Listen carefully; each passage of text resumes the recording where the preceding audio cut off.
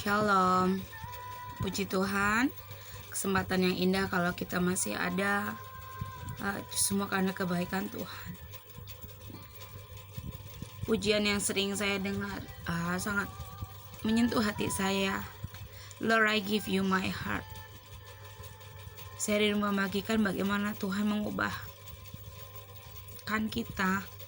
Secara pribadi saya diingatkan satu kebenaran firman Tuhan dalam 1 Petrus pasal 1 ayat 14 dikatakan, karena itu hiduplah sebagai anak-anak yang taat, dan janganlah dibiarkan hidup dalam dirimu dikuasai hawa nafsu pada waktu kebodohanmu. Artinya apa? Ketika kita memberikan hati kita untuk Tuhan, bukan berarti itu sudah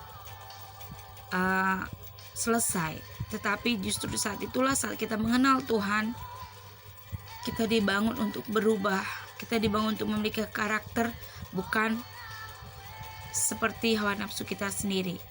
Firman Tuhan yang rindu saya ceritakan bagaimana ayat ini memberkati saya pribadi. Saya rindu bagikan, biarkan Tuhan yang mengubah hidupku. Bagaimana kita mau berubah, bagaimana kita mau memiliki karakter Kristus. Yang pertama, kita harus berubah. Bagaimana kita mau diproses oleh Tuhan? Yang pertama, kita mau berubah.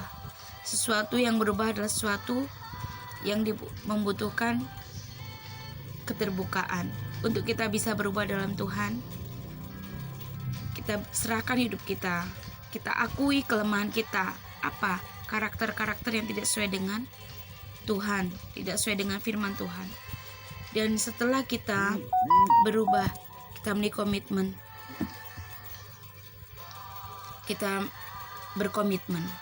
Setelah kita berkata, Tuhan, saya mau berubah, ada kesadaran. Kemudian yang kedua, komitmen. Komitmen artinya sesuatu yang kita butuhkan setiap saat. Karena selama kita ada di dunia ini, iblis tidak pernah kurang cara untuk mencari kesalahan dan celah kita. Oleh sebab itu, sadarlah dan berjaga-jagalah. Dengan firman Tuhan kita mampu melawan karakter-karakter, bahkan hawa nafsu yang bukan berasal daripada Tuhan. Kita mau berkomitmen melakukannya. Kemudian yang ketiga, berkarakter seperti Kristus. Setelah kita berubah, berkomitmen, yang ketiga adalah kita berkarakter seperti Kristus. Yang dulu mungkin kita marah, kita menjadi peramah. Yang dulu kita mungkin tidak memiliki kasih, kita belajar untuk mengasihi. Mungkin sulit bagi kita, tapi itu proses. Dengan Roh Kudus kita dimampukan. Amin. Nantikan Tuhan menjamah setiap kita. Biarlah Dia mengubah hidup kita. Lord, I give you my heart. I give you my soul. Bukan hanya hati kita, tapi seluruh hidup kita selama kita ada di dunia ini.